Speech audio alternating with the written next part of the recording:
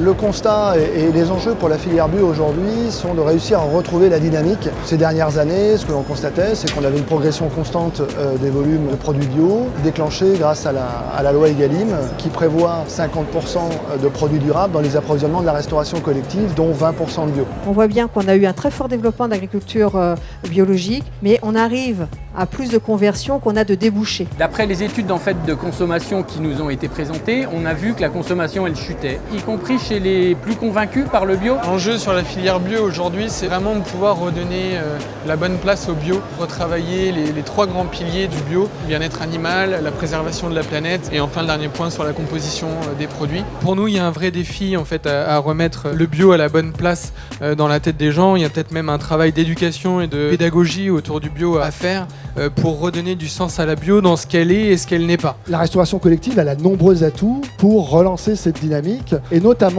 elle permet d'offrir à la production des débouchés extrêmement larges.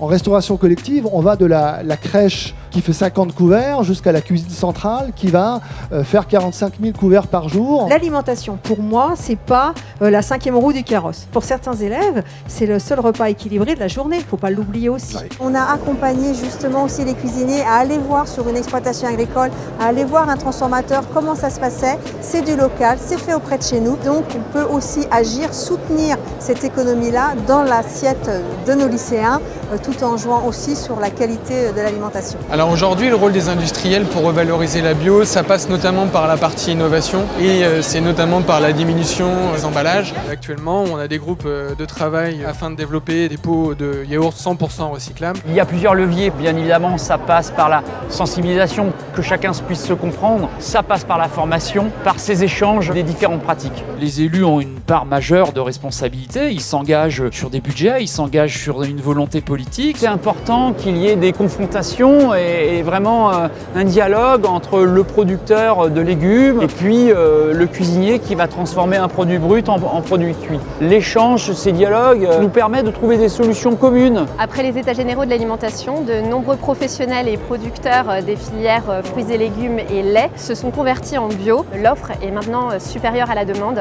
C'est pourquoi on a voulu lancer un programme pour soutenir justement les produits bio en France et en Europe. Nous allons proposer de nombreuses actions, notamment notre présence lors d'événements et salons professionnels. Et également, nous allons développer des formations à destination des professionnels de la restauration collective, notamment des acheteurs dans les cantines et des chefs cuisiniers, afin de les aider à intégrer plus de bio dans leur menu au quotidien.